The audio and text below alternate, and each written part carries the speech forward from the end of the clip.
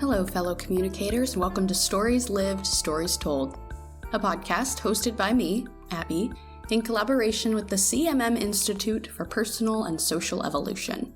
As always, this podcast uses the Coordinated Management of Meaning, or CMM theory, to teach mindfulness around our interactions, recognizing that our social worlds are created in the small moments and how we choose to show up in them. CMM states that persons in conversation co-construct their own social realities and are simultaneously shaped by those social worlds. We take this to mean that we are participants in our social worlds, not passive observers, and therefore have a responsibility to create the best social worlds that we can. CMM is a complex theory, but here we are trying to break it down into bite-sized pieces so that each of us can actually start using it in our own lives. Check out the other minisodes I've already released for more on the models, languages, and tools of this theory. Today we are discussing what it looks like to show up mindfully to our interactions with others. We're going to be reflecting on my recent conversation with Reverend Sarah Hayden for some examples, so I'll include a link to that episode in the description if you haven't listened to that one yet. CMM has the explicit goal of making better social worlds, so I also want to frame this episode in those same terms. My hope is that this episode can contribute to the creation of a better social world for all of us by inviting us to think critically about our own interactions, encouraging us to be more mindful, and providing tools and examples for understanding CMM in practice. So with that, let's get started. First, what is mindfulness? Great question. Mindfulness is being aware, conscious, or present. Rather than going into an interaction on autopilot, being mindful would look like being more intentional about how you're showing up. Mindfulness is about paying attention. And for me, one other layer of mindfulness is that it's not just noticing, but noticing without judgment. I think that mindfulness includes being forgiving with yourself. Maybe you recognize you are contributing to a pattern in a way that you don't really want to, and you could label that as bad and beat yourself up about it. Or you could be more mindful and recognize it still, acknowledge it without labeling it, and focus on the change you want to make instead. A good question to ask ourselves is, am I being mindful in this interaction? And better yet, what does it look like for me to be mindful in an interaction? All right, now that we have defined mindfulness, let's weave it into CMM. So very early on in the podcast, we talked about the 4 claims of CMM, 4 ideas that build on each other to cover the core concepts of the theory.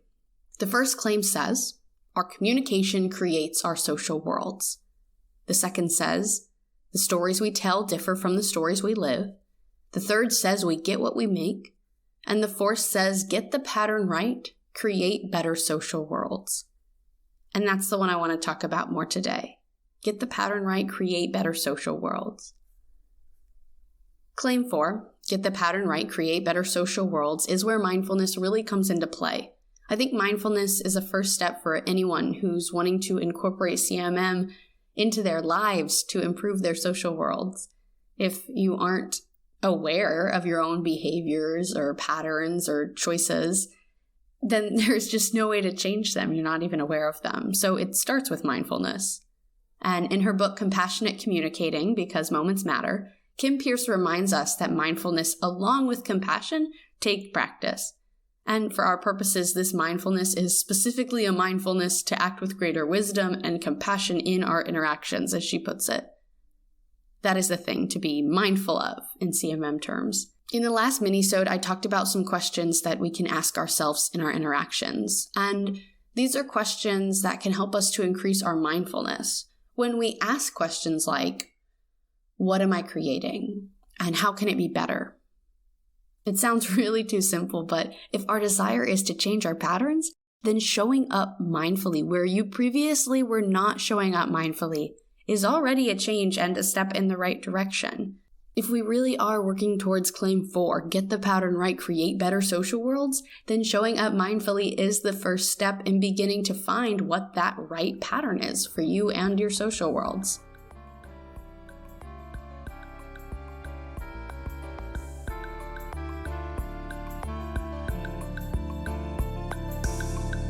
We've talked before about how you can only control yourself and make changes in your own behavior, and you can't force anything on anyone else.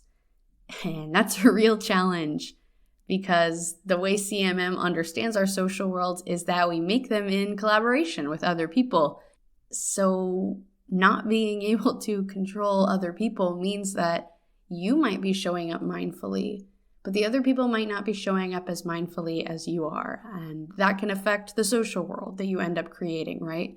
But if we are looking at our interactions as a pattern or something that two people make together and equally contribute to, then if you stop doing your part to contribute to that pattern, then it changes the whole pattern. Like if two people are hitting a tennis ball back and forth, if one person stops hitting the tennis ball, then the game's over. Same with CMM. So even if you can't make your partner, your conversational partner, stop hitting the tennis ball, you stopping hitting the tennis ball changes the pattern enough on its own, at least as a starting place. Let's consider an example from my conversation with Sarah. So in part 2 of our conversation, Sarah talks about her experience of talking to people on planes. She finds that people will tell you really personal and intimate things in those kinds of situations, and she knows this to be true because she creates the space for it intentionally. In this way, Sarah is being mindful about how she shows up to those conversations. Think about it. If we're on a plane and the pattern is person 1 smiles at person 2, person 2 smiles back, person 1 asks a question, person 2 responds but doesn't continue the conversation, person 1 and 2 don't interact the rest of the plane ride, and no connection happens. I think this same pattern could happen in so many different contexts. We all have experienced it, a moment where we choose not to take that extra step to engage. And listen, sometimes we're not in a mood to engage with others and need to be in our own mental space, and that's perfectly good too. But if we have the desire to create connection, then a change in the pattern could occur in this example when person 2 responds to person 1's question. Then instead of disengaging, further the conversation by asking person 1 a question too. And it might not go further than that, but there's at least a chance now. With the first pattern, there's no chance at all of any connection happening. That's kind of a silly example, but I think it demonstrates what I'm trying to say. The other layer here is that in moments of disconnection, when we opt out, sometimes I don't think that happens because people don't desire connection, but more so because they don't know how or don't have the space to lean into connection. So let's go back to Sarah's example. She talks about creating space mindfully, intentionally, because she wants these other people that she's around, even random people on a plane, to feel heard and valued. And even if, like she says in her experiences, that maybe she's the one mostly listening while the other person's talking, that doesn't mean she's not still an active part of the interaction because, as she described, so much of the interaction is actually her being the one to create the space for the other person to feel like they can share. I know this to be true, and I wonder if you find that also in your own experiences, that I, and probably you, and every single person wants to be heard and listened to, and for someone to show interest and genuine curiosity, and they want to share their thoughts and feelings and whatever. But the thing that usually stands in the way of that is not having the space for it, right? Not feeling like it's welcome to share, not feeling like it's safe to share, whatever reason. So at first glance of conversations we see or we're a part of, it's easy to assume that the person doing most of the talking is in control of the conversation. But there's more going on behind the scenes usually that we don't see if we aren't looking for it. Conversation is a dialogue, right? And we use that language as opposed to a monologue. If a monologue is just one person speaking, there's no interaction, no collaboration, no back and forth. Dialogue is between multiple people. So it's about happening between two people who are, as CMM would put it, co-constructing or co-creating the space of the conversation. So it's just as much about how the listener shows up to the conversation as the talker does. And then those roles are going back and forth when it's a dialogue, of course, because both parties are speaking and listening. Here's an example I have experienced. So I really care about not being on my phone when I'm with other people. This is kind of my version of Sarah's example. I want to be a good listener to people and give them the space. And part of that is because I also want to have the space too when it's my turn, right? But I have experienced giving people my undivided attention and creating the space for them to share and actively listening. And then when the roles are reversed, they don't always show me the same respect, I guess, is how I see it. They pick up their phone, they tune out even for a second, and I know how it feels as the one doing the sharing, that makes me want to shut down and not feel heard. It makes me not want to share anymore. So, we can't discount the role of the listener and what active, mindful listening can really do to create a safe space for people in our social worlds and in our conversations.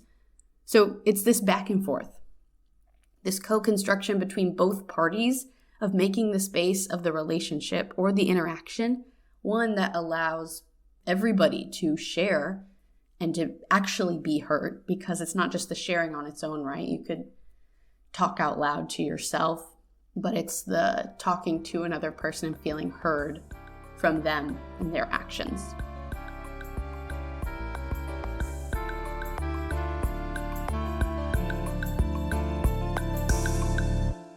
So it's mindfulness of the dialogue, really, the back and forth, the contributions to the interaction.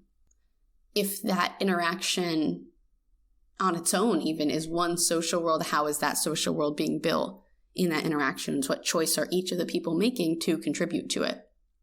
And it seems strange to get so minute, right? Like all the examples we've talked about are so small sounding in the grand scheme of our social worlds. But the truth is that our larger social worlds are built in those small moments.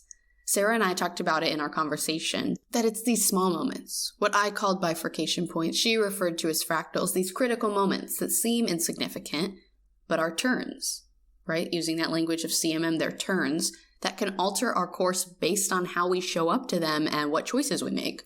In our conversation, Sarah mentioned her young neighbor and how when he comes to her door, as he frequently does, just to ask a question or say hi or just talk, she's always thinking about or being mindful of how she's receiving this little boy and how it will affect him. If I dismiss him and I say I'm busy, or if I greet him with patience, can I show him that he's valued and that his curiosity is good and that he deserves to be paid attention to? One of the big parts of CMM that we talked about in probably every episode is the role of meaning and how we're attaching meaning. And a lot of times, conversational patterns maybe, or what we know to be right or wrong or okay or not okay, we think maybe is innate, existing in the communicative social world we're in, but it's created. We attach meaning to it. And so Sarah's not crazy to ask this question, even though it's such a small seeming interaction, is that especially when we're young, I think, those are the kinds of interactions where we attach meaning. If you're always responded to with impatience and frustration and being dismissed, that's going to teach you what's not acceptable and maybe shut you down and lead you into a life where you don't share or don't express curiosity because what you've been taught is that it's not welcome there. And listen, that's a lot of pressure to put on every little interaction you have. Because the truth is that we can't always get it right, and we're not going to. But we do have choices. And we can try to practice mindfulness. And when we're at our best, really bring that mindfulness and intentionality to our interactions. Because Sarah really is right that the way she engages with her young neighbor is meaningful and does impact him. Is she dismissing him like every other adult in his life and reinforcing that message to him? Or is she the one person who gives him space and attention? Or is he surrounded by wonderful adults that are doing that all the time? I don't know. It's true for kids for sure, like I talked about those developmental years, but also for adults, we can be retaught and relearn new rules as agreed upon in our social worlds. We're always learning what's okay and what's not okay in our social worlds by the way people engage with us. And we can also be the ones to teach others what's okay, that sharing is okay, being vulnerable is okay, that being honest is okay.